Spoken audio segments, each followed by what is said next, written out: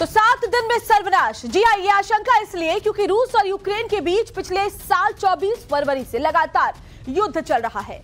दोनों देशों के बीच युद्ध ने दुनिया को 2 खेमों में बांट दिया है।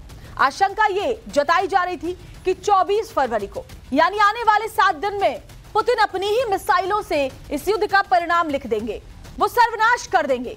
लेकिन क्या यह आशंका सच साबित होने जा रही है या फिर पुतिन ने इस युद्ध के लिए एक और बड़ी तैयारी कर रखी है? आज हम आपको इस महाजंग से जुड़ी हर डेवलपमेंट से रूबरू करवाएंगे। यूक्रेन का दरअसल दावा है कि रूसी सेना को इस युद्ध में भारी नुकसान हुआ है। यूक्रेन का दावा है कि रूसी सेना के कुल टैंक्स में से 40% टैंक यूक्रेन ने बर्बाद कर दिए हैं। यूक्रेन के दावे पर यकीन करें तो राजधानी कीव की ओर बढ़ी रूसी सेना को उसने निशाना बनाया है, लेकिन असल में लड़ाई का मैदान तो कहीं और है, और वो है बखमुट का बैटलफील्ड। जी, और बड़ी खबर इसी से जुड़ी हुई आ रही है। रूस यूक्रेन महाजंग में जो बड़ा खुलासा हुआ है, बखमुट विजय के लिए पुतिन की रणनीति सामने आई है। जहां अप्रैल तक बखमुट पर कब्जे की प्लानिंग पुतिन ने कर ली है, तो ये बड़ी खबर हम आपको बताएं। जहां अप्रैल तक बखमुट पर कब्जे की प्लानिंग कर ली गई है और ये प्लानिंग पुतिन की है, तो आखिर क्यों? पहले जो खबर सामने आ रही थी वो ये कि 1 साल के अंदर ही यानी कि 24 फरवरी से अंदर ये कब्जा कर लिया जाएगा, लेकिन अब अप्रैल वाली फाइल खुली है। तो अप्रैल वाली फाइल का मकसद क्या है, इसको किस तरीके से देखा जाए, इसको और बेहतर तरीके से समझेंगे भी जब हमारे डिफेंस एक्सपर्ट भी हमारे साथ जुड़ेंगे। लेकिन बड़ी खबर जो फिलहाल है वो ये कि बखमुट में रूस को बड़ी बढ़त मिली है, मिसाइलों का हमला जारी है।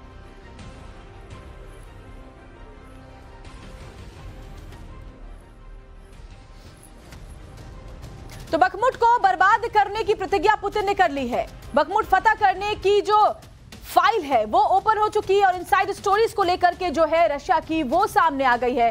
तो आपको ये बताते हैं कि बखमुट पर मिसाइलों से हमला इसीलिए जारी है।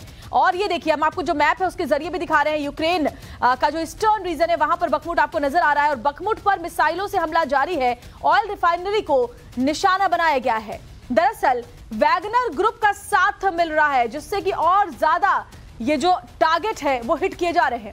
अप्रैल तक बखमुट जीतने का जो टारगेट है वो पुतिन ने रखा है। 24 फरवरी को जंग का 1 साल पूरा हो जाएगा, लेकिन गुरुवार को रूस ने जब 36 मिसाइलें एक साथ दागी हैं तो उससे साफ साफ ये पता चला है कि धीरे धीरे इस पूरे इलाके पर कब्जा करने की रूस ने ठान ली है। गुरुवार को रूस ने 36 मिसाइलें दागी थी।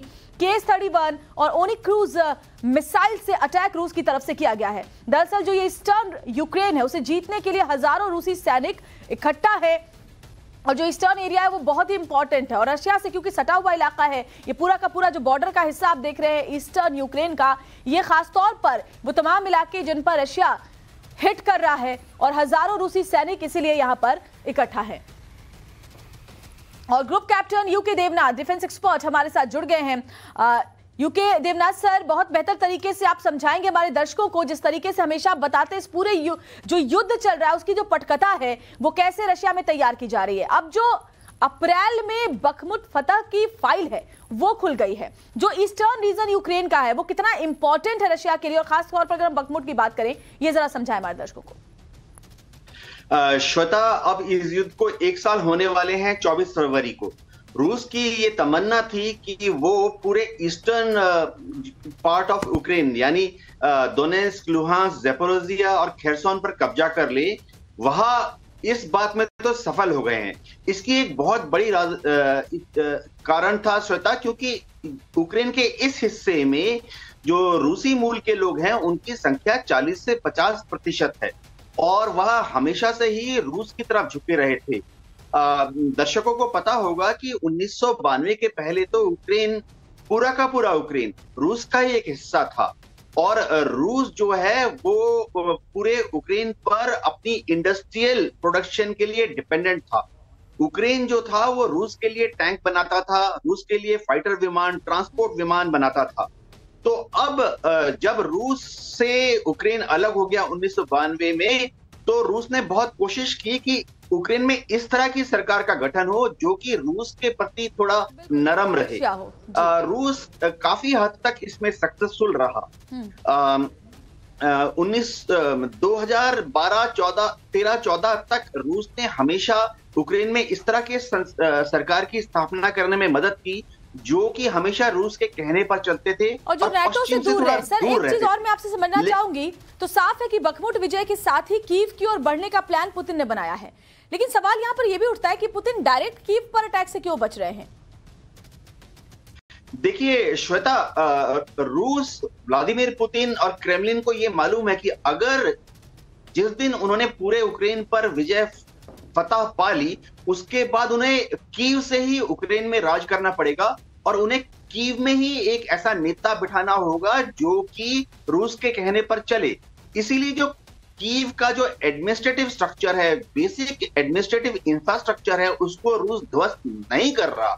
आपने देखा होगा कि कीव में जितने बड़े बड़े गवर्नमेंट बिल्डिंग्स हैं, उनके अलग अलग मंत्रालय हैं, या कीव में जो प्रेसिडेंशियल या प्राइम मिनिस्ट्रियल बिल्डिंग्स हैं, या उनकी जो गवर्नमेंट की जो सरकारी तंत्र है, उस पर अभी तक व्लादिमीर पुतिन ने हमला नहीं किया, क्योंकि उन्हें लग रहा है कि आज नहीं तो कल तक कीव में एक ऐसी सरकार बिठाने का मौका मिलेगा जो कि रूस के प्रति थोड़ा अपना नरम रवैया अख्तियार करेगी और पश्चिम से दूर रहेगा, नाटो से थोड़ी दूरी बना के रखेगा। जाहिर तौर पर सर मैं आगे आपके पास आऊंगी, लेकिन जो बड़ी खबर आ रही है वो ये कि एक तरफ बखमुट में रूस आगे बढ़ रहा है यूक्रेन पर कब्जे के लिए, तो दूसरी तरफ यूक्रेन के सबसे बड़े सहयोगी अमेरिका को पस्त करने के लिए रूस ने चीन और दक्षिण अफ्रीका के साथ मिलकर बड़ी तैयारी शुरू कर दी है।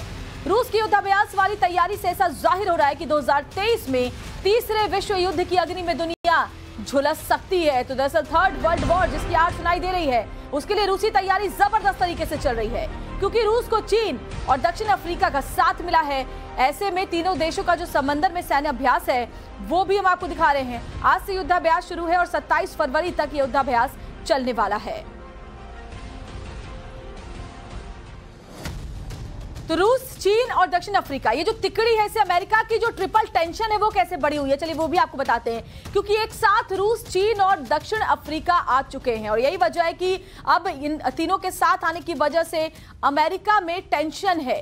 रूसी नेवी एडमिरल गोर्शकोव पोत के साथ पहुंची है, ये भी अमेरिका की टेंशन को बढ़ा रहा है। और इसके अलावा आपको, जैसा आप जानते हैं, गोर्शकोव पर जिरकॉन हाइपरसोनिक मिसाइल है और गोर्शकोव जो एडमिरल गोर्शकोव है उस पर जिरकॉन हाइपरसोनिक मिसाइल से वो लैस है जो कि सीधा टारगेट कर सकता है अपने दुश्मन पर।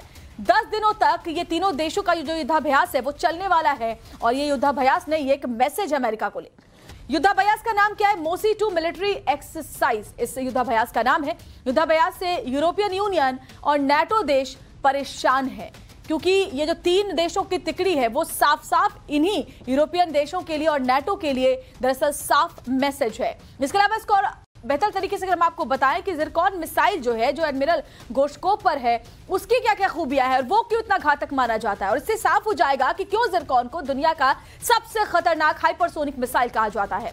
तो देखिए, हम आपको ये भी बताते हैं कि इसकी क्या क्या खासियत है। तो खासियत क्या है इसकी?